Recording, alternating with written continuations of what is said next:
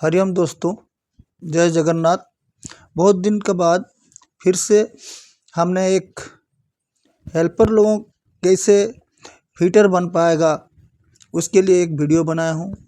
पिछले जितना भी वीडियो बनाए हैं हम उसमें सिर्फ मार्किंग के बारे में जानकारी दी है। वो सब अगर अच्छे से देख लिए होंगे तो मेरे दोस्तों अभी आप लोग फिटिंग करने के लिए मतलब उतना आप लोगों को तकलीफ नहीं होगा। जब चाइल्ड पार्ट किसको बोलते हैं? जिस आइटम को छोटा छोटा आइटम को जोड़ के हम लोग बड़ा जॉब बनाते हैं उसी को चाइल्ड पार्ट बोलते हैं। जो अंग्रेजी लोगों कुछ बोल दिया तो उसी को सबको ही बोलने लगते हैं, वही उसी का नाम हो जाता है।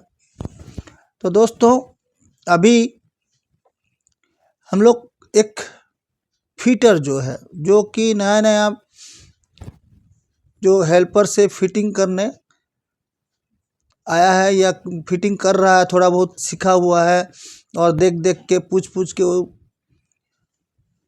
फिटिंग कर रहा है, उसके लिए कुछ जानकारी, कुछ छोटा छोटा चीज़ जो है वो फिटर लोगों भी छोड़ देता है या छूट जाता है। वो सब मैंने एक चेकलिस्ट जैसा बना के यहाँ लिखा हूँ। तो हमने पूरा मार्किंग के लिए पूरा स्पेशल 32 वीडियो बना चुका है।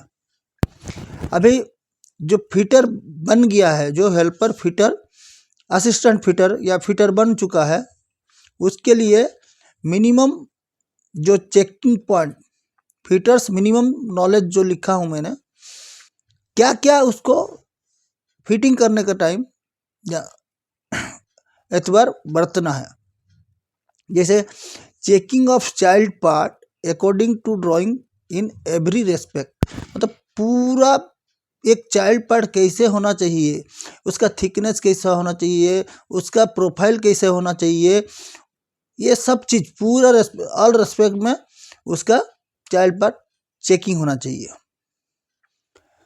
वो होने के बाद वो जो चाइल्ड पार्ट है, मान लीजिए बेंडिंग पार्ट है, बेंडिंग पार्ट भी स्ट्रेट तो बेंडिंग ऐसे तो बेंड करते हैं हम लोग, लेकिन ये जो प्लेट का प्रोफाइल रहता है, ये लंबा रहता है, ये लंबाई में भी बेंड रह जाता है क्राउनिंग के वजह से।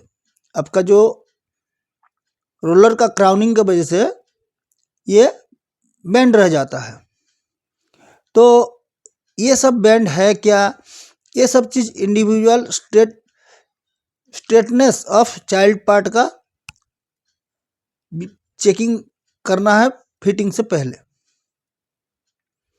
उसके बाद checking of bevel and bevel angle, मतलब जो पार्ट में, जो चाइल्ड पार्ट में भी हुआ है या भी है, हुआ नहीं है, हुआ है तो कितना डिग्री में बिवेल हुआ है, 45 डिग्री दिया है 30 डिग्री बिवेल हुआ है, या तो फिर 30 डिग्री दिया है 45 डिग्री हो गया है।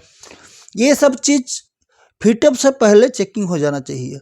फिटअप होने के बाद अगर मान लीजिए पता चला कि ये गलत हुआ है तो उसको खोलो, फिर से रेक्टिफाई करो। तो इससे हम लोग अगर पहले से इसको चेकिंग कर लेंगे तो पहले, गलती तो हर किसी से होता है, जो काम करेगा उससे गलती होगा, जो काम नहीं करेगा टोटली उससे तो गलती होगा ही नहीं। लेकिन चेकिंग, एक इंस्पेक्टर जो है वो उसको चेकिंग करता है। इतना ऐसा होता है कि हाँ ठीक हुआ होगा, इंस्पेक्टर भी देखा, मतलब वो पर्टिकुलर इतना सारा आइटम रहता है कि हर एक आइटम को वो खुद चेक नहीं कर पाता है, बोलता है ठीक है इंडिविजुअल जो बनाया है उससे भी गलती हो गया और आ गया फिटअप के लिए। उस टाइम में जो फिटर फिटिंग करने जा रहा है, नेक्स्ट ऑपरेशन उसको देने जा रहा है, तो उस टाइम में उसको अपने तरफ से ये सही हुआ है कि नहीं हुआ है उसको चेकिंग करना है। चेकिंग करने के बाद अगर ओके मिला तो आगे बढ़ना है, ओके नहीं मिला तो अपना सुपरवाइजर को इमीडिएटली इन्फॉर्म करना है। ये ऐसा है। यहाँ तक होने के बाद अभी सब कुछ सही हो गया तो जॉइंट नंबर एनडीटी ड्राइंग, ये जो एनडीटी ड्राइंग रहता है, हर ड्राइंग का एनडीटी ड्राइंग लगभग रहता है। ये एनडीटी ड्राइंग के हिसाब से उसका जॉइंट नंबर क्या है उसको पहले से ही पंच कर देना है। पंचिंग करने के बाद उसको जो जगह में बैठेगा। एक 3D ड्राइंग, हम लोग 2D ड्राइंग से 3D जॉब बनाते हैं। कोई भी प्लेट को प्लेसिंग करेंगे तो उसका 3 डायमेंशन रेस्पेक्ट से वो प्लेस होता है। एक मान लीजिए हम ग्राउंड को एक फ्लोर ही मानते हैं, हम जहाँ खड़े हैं उसको डाटम पॉइंट मानते हैं। ड्राइंग में तो रहता है, तो ड्राइंग में जो डाटम पॉइंट रहता है, डाटम पॉइंट हो कोई भी जगह से एक डायमेंशन रहता है। तो एक हाइट में क्या है वो, फिर लेफ्ट से राइट या राइट से लेफ्ट वो कितना रहता है, फिर फॉरवर्ड और टूवर्ड्स कितना रहता है। मतलब ये 3D जो है ऐसा है। तो मान लीजिए ये ऐसे में दिया है x, ये y है और ये टूवर्ड फॉरवर्ड्स में z है। तो हम लोगों को 3 डायमेंशन को चेकिंग करते हुए हर एक पार्ट का 3 डायमेंशन में रिलेशन रखते हुए उसको फिटअप करना होता है। 3 डायमेंशन ड्राइंग में दिया रहता है, ऐसे नहीं कि 2 डायमेंशन दे दिया और 1 डायमेंशन है ही नहीं, ये इम्पॉसिबल है। अगर मिसिंग है तो क्वेश्चन रेज करना है कि भाई ये तीसरा डायमेंशन क्या है। हमको तो 2 डायमेंशन मिल जा रहा है, तीसरा डायमेंशन क्या है। अगर आपको समझ में नहीं आ रहा है तो तीसरा डायमेंशन के लिए क्वेश्चन रेज कर देना है। ये हो गया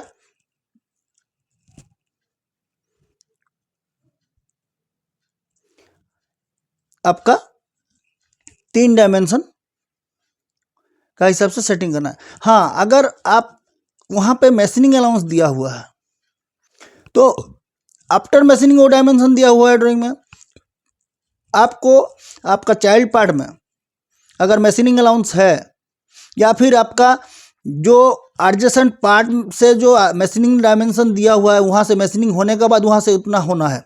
मान लीजिए एक डायमेंशन दिया हुआ है आपका 1 मीटर, वो मैशनिंग होने के बाद यहाँ से 1 मीटर दिया हुआ है।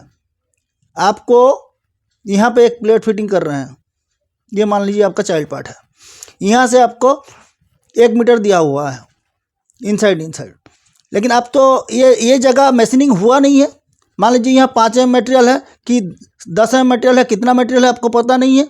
तो इसका थिकनेस का इनसाइड से जितना आफ्टर मैशनिंग होगा उसको छोड़ के फिर 900, ये 20 का प्लेट है, आफ्टर मैशनिंग 20 होगा तो 980 मेंटेन कर देना है इसका इनसाइड से इनसाइड। आपका आउटसाइड में जितना है मैशनिंग अलाउंस जितना है वो हमको देखना नहीं है। आफ्टर मैशनिंग आपको थिकनेस अगर 20 होगा तो 1 मीटर का डिस्टेंस को आपको थिकनेस माइनस करके इनसाइड से मेजर करके लगा देना है।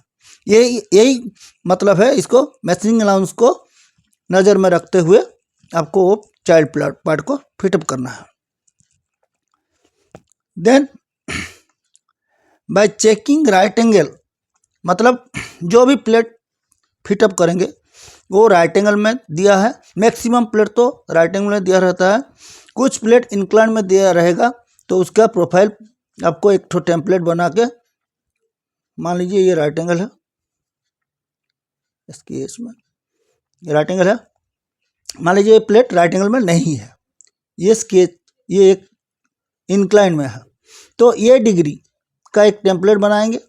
ये डिग्री का हिसाब से आप सेट कर देंगे, वो प्लेट ऑटोमेटिक बढ़ जाएगा उतना डिग्री में। जो भी है राइट एंगल में है तो राइट एंगल में, इंक्लाइन में है तो इंक्लाइन में। और आपको जब अगर लेबल्ड है तो उसमें वर्टिकलिटी आप प्लम में देख सकते हैं, स्पिरिट लेवल में देख सकते हैं। बेटर होगा प्लम में देखें। प्लम में मतलब वो जो हम लोग क्या सिविल इंजीनियरिंग में भी सिविल जो ब्रिक्स जो क्या बोलते हैं, ये अपना घर सब बनाते हैं, ईंट जोड़ते हैं, वो सब भी जो यूज करता है वही वाला। वो आपको डिस्टेंस मेजर करना है, टॉप और बॉटम में कितना डिफरेंस है, इसको पूरा जीरो करके लगाएं। वेल्डिंग का बाद क्या होगा तो वो होते रहता है। लेकिन हम लोग जब फिटअप करेंगे तो कोशिश करें कि हम लोग डेविएशन ना रखें। ये वर्टिकलिटी चेकिंग करके टेक करेंगे। टेक करने से पहले हम लोग कौन सा रॉड यूज करेंगे, अप्रोप्रिएट इलेक्ट्रोड, वो भी बेकिंग होना चाहिए, मतलब ओवन में रह के ये पूरा रेडी रहना चाहिए टेक करने के लिए। विथ रिमूविंग मॉइस्चर को निकालेंगे। कोई भी लोहा, हम लोग तो लोहा का काम करते हैं, तो कोई भी लोहा हो उसमें पानी रहता ही है, तो मॉइस्चर को निकालना है। और मॉइस्चर को निकालने के लिए प्रीहीटिंग करके वो टेक करना है।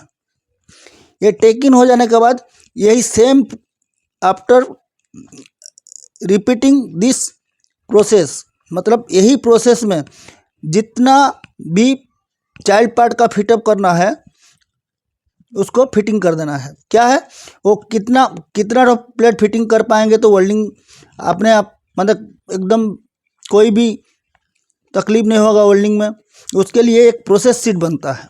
हमको 10 प्लेट फिटिंग करना है, 4 प्लेट फिटिंग करना है कि 20 प्लेट फिटिंग करना है एक सीक्वेंस में, उसका हिसाब से एक प्रोसेस शीट रहता है, वो बना के दें या तो फिर आप खुद बनाएं। ये जो सीक्वेंस में फर्स्ट एक ऑपरेशन में आपको कितना चाइल्ड पार्ट को फिटिंग कर देना है वो फिटअप कर दें। उसके बाद उसको टेम्पररी सपोर्ट दे के आप उसको बांध दें। बांध देने के बाद वेल्डिंग के लिए रिलीज करें। मैं पहले से बोल रहा हूँ कि मेरा जितना भी वीडियो बन रहा है वो फिटर के लिए नहीं है। फिटर के लिए नहीं है इन द सेंस फिटर लोगों को ये सब पता है। मैं भी एक फिटर हूँ।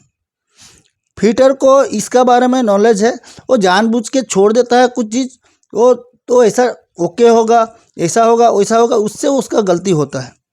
लेकिन जो हेल्पर हैं, जो फिटर का साथ रहते हुए काम सीख रहे हैं, उनके लिए मेरा ये स्पेशल प्रयास है। तो मैंने एक टी बनाने के लिए एक फिक्सचर हम लोग यूज करता है। ये टी ऐसे ही एक प्लेट का ऊपर एक प्लेट को खड़ा करना है, उसको पकड़ने के लिए ऐसा यू शेप का, ये प्लेट से थोड़ा सा बड़ा रहेगा और ये चौड़ा भी थोड़ा सा ग्रुप बड़ा रहेगा। ये ऐसा फिक्सचर एक बनाए और इसको देखे होंगे, अभी इसको देख के उनको याद आ रहा होगा कि हाँ ऐसे तो करते हैं। ये की ये यहाँ पे मार के, ये जो यहाँ पे गैप रहेगा तो यहाँ पे मार के, यहाँ पे इसको साइड करना है तो इधर मार के, ये साइड लेना है तो इधर की को मार के, ये जो की है इसको मार के एडजस्ट करना है। ऐसे ही करते हैं। वो देख के अभी पता चल गया होगा कि हाँ ऐसे ही तो करते हैं। फिर ये वाला टी जो बन चुका है उसको उल्टा कर देना है और दूसरा वाला प्लेट में ऐसे रख के दोनों तरफ घुटका मार देंगे और यहाँ पे जितना हाइट चाहिए उतना का एक नॉट बोल्ट वाला जुगाड़ अगर बना दें तो बोल्टिंग करके उसको हाइट मेंटेन करने के लिए आसान रहता है। यहाँ पे बोल्ट चढ़ाएंगे तो खोलेंगे तो ये बढ़ेगा। ये एडजस्टिंग के लिए एक बोल्टिंग सिस्टम का कर देंगे तो ये बेटर रहता है। लेकिन दोस्तों कहीं पे वेब आपका बहुत चौड़ा रहता है। ये जो वेब बहुत चौड़ा रहता है उसमें क्या होता है, ऐसे वर्टिकली रखने के लिए और यू लगा के इसको करने के लिए सुविधा नहीं रहता है। इसीलिए क्या करते हैं, इसको हॉरिजॉन्टल रख देते हैं, मतलब जितना चौड़ा है इसको रखने के लिए यहाँ पैकिंग में रख के, यहाँ पैकिंग रख दिया, यहाँ पैकिंग रख दिया। तो ये पैकिंग रखने के बाद ये रह गया। ये जो फ्लांज आएगा दोनों साइड में ये फ्लांज आपका झूला हुआ रहेगा ज़मीन से, ये फ्लोर है मान लीजिए। तो आपको यहाँ पे पैकिंग देके इसको ऊपर नीचे कर सकते हैं, या फिर यहाँ पे पैकिंग देकर आप इसको ऊपर नीचे कर सकते हैं, या फिर ये ऐसा घुटका जो है, इसको घुटका बोलते हैं हम लोग। इसका घुटका को थोड़ा सा गैप रख के यहाँ पे टेक इन करेंगे, उसमें चाबी मारेंगे तो ये ऊपर उठ जाएगा। नीचे करना है तो यहाँ की मार देंगे तो नीचे चला जाएगा। ऐसे ही हम लोग इसको फिटिंग करते हैं।